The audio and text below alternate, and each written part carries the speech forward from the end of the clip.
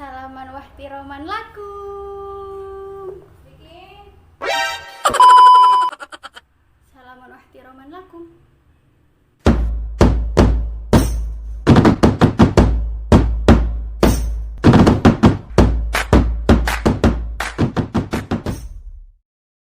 Oke, karena pekerjaan rumah insya Allah udah beres, jadi langsung kita mulai aja.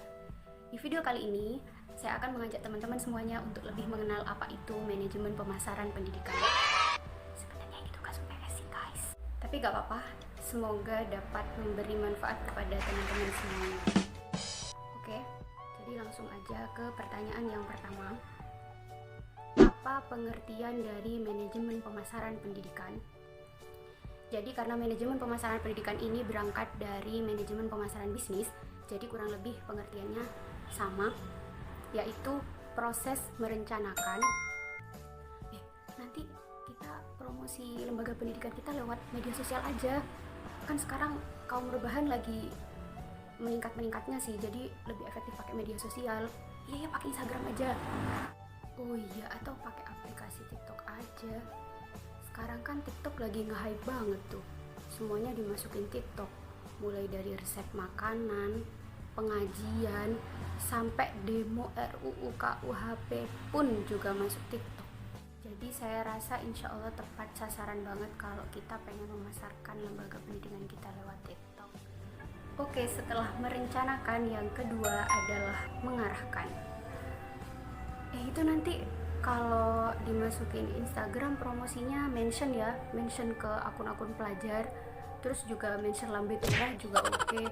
Pokoknya mention yang sekiranya diakses sama para calon pelajar lah. Yang ketiga adalah mengawasi. Itu tadi captionnya kurang ya, kurang lengkap tuh. Jangan lupa tuh pakai ini hashtag, mentionnya juga ini kurang banyak. Dan yang terakhir, yang keempat adalah evaluasi. Jadi setelah kita merealisasikan semua yang sudah kita rencanakan mengenai bagaimana cara kita memasarkan lembaga pendidikan kita, kita harus adakan evaluasi. Tadi ini captionnya kurang menarik, harusnya next time kita bikin caption yang lebih menarik lagi. Ini publikasinya kita kurang menyeluruh, harusnya semua media sosial jadi sasaran kita misalnya. Oke, next kita lanjut ke pertanyaan yang kedua. Pemasaran sangatlah penting bagi semua aspek manajemen. Jelaskan mengapa dan berikan contoh. Jadi kita sebagai calon manajer harus tahu bahwa pemasaran adalah hal yang krusial, adalah hal yang sangat penting sekali dalam manajemen pendidikan ataupun non pendidikan. Jadi ibarat peribahasa yang sudah familiar di telinga kita, tak kenal maka tak sayang. Sama pula dengan lembaga pendidikan. Maka jika tak ada usaha untuk memperkenalkan, untuk memasarkan, maka jangan harap ada calon peserta didik yang tahu pada lembaga pendidikan kita dan bahkan ingin mendaftar untuk mencari ilmu di lembaga pendidikan kita. Ibaratnya kayak gitu. Nggak mungkin kan kita pengen nyantri di pondok, di pesantren, yang pesantrennya aja kita nggak tahu kayak gimana, kita nggak tahu pesantrennya di mana, kan nggak mungkin. Seenggaknya kita tahu dulu, kemudian kita tahu keunggulannya, akhirnya kita ada keinginan untuk nyantri di pesantren tersebut. Maka dari itu kenapa pemasaran dan proses memperkenalkan lembaga pendidikan kita itu sangat krusial sekali. Oke, kita ambil contoh yang gampang aja deh.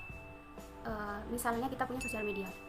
Tujuan kita punya sosial media adalah untuk bersosialisasi, untuk menambah relasi sebanyak mungkin di media sosial, di dunia maya.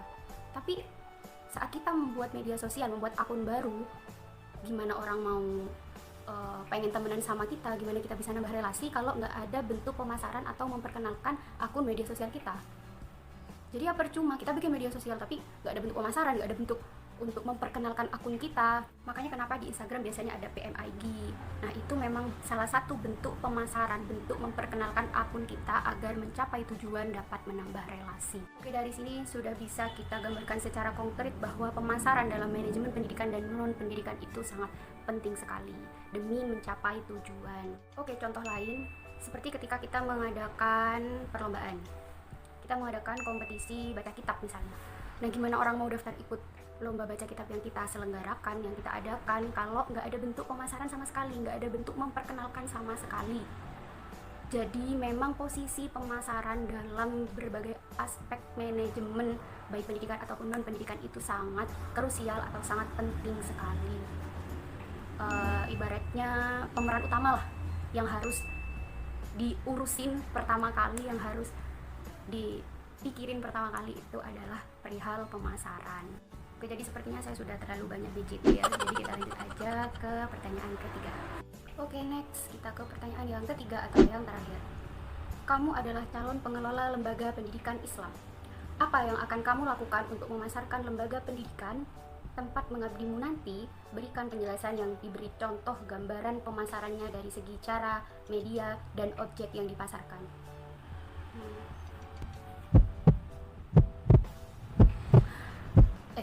BTW ternyata kameranya di sini ya. Jadi tadi ternyata saya nggak lihat kamera guys. Oke, skip. Fokus. Saya manajer lembaga pendidikan Islam ya. Sebenarnya saya pembangkit semangat berkompetisi parah sih guys. Cuman jawaban ini udah dipakai sih sama teman saya yang ini. Tentunya dengan mengadakan beberapa event ya, seperti lomba-lomba misalnya. Oke, jadi sebenarnya sebagai seorang manajer, langkah pertama kita sebelum langkah-langkah selanjutnya, bahkan sebelum pemasaran, yaitu branding. Jadi kita sebagai manajer harus tahu dulu, ini kita pengen membranding lembaga atau peserta didik kita kayak gimana sih, pengennya dibikin punya skill apa sih, pengennya unggul di apa. Jadi kita harus fokus di membranding dulu sebelum kemudian kita memasarkan lembaga pendidikan kita. Oke, di sini anggap saja 10 tahun kemudian ternyata saya menjadi seorang manajer di lembaga pendidikan. Saya sebagai manajer insya Allah ingin membranding lembaga pendidikan saya atau peserta didik saya sebagai pelajar yang berakhlak karimah. Karena al-adabu fauqal ilmi. Dan saya lupa terus kameranya di situ. Jadi sebagai manajer, di samping fokus untuk meningkatkan pendidikan intelektual dengan melakukan pemasaran yang terfokus pada intelektual seperti yang sudah disampaikan teman saya tadi, mendelegasikan peserta didik dalam berbagai kompetisi, saya juga akan fokus pada pendidikan tingkah laku dan pendidikan hati dengan cara membiasakan peserta didik di lembaga pendidikan saya untuk bertutur kata yang baik, untuk berperilaku yang baik, sampai pada akhirnya karena sudah terbiasa, karena al-istiqomatu tadullu alal karomah ya, karena istiqomah itu akan melahirkan sebuah kemuliaan.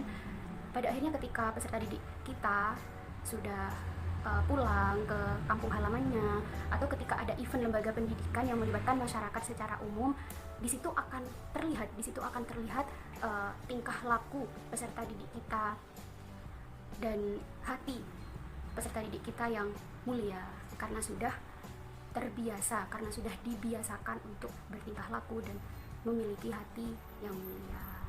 Oke, jadi secara nggak sadar itu adalah bentuk pemasaran juga, itu adalah tindakan yang bernilai pemasaran. Jadi akhirnya orang-orang yang ada di sekitar kampung halaman dia atau masyarakat yang sudah pernah terlibat dalam event lembaga pendidikan Islam, oh lembaga ini berkualitas ya, oh lembaga ini adabnya subhanallah ya, saya pengen daftarin anak saya ke sini dan berbagai keinginan untuk terlibat dalam lembaga pendidikan kita. Oke, cukup sekian. Kok kayak udah bau-bau nyampe mau idul hasanah ini saya. Oke, cukup sekian. Itu aja sih untuk gambaran ide pemasaran versi saya sebagai manajer lembaga pendidikan Islam di masa depan. Kurang lebihnya saya mohon maaf apabila ada kesalahan, itu berdiri dari saya, apabila ada kesempurnaan itu berdiri dari Allah semata. Sampai jumpa di video selanjutnya. Assalamualaikum.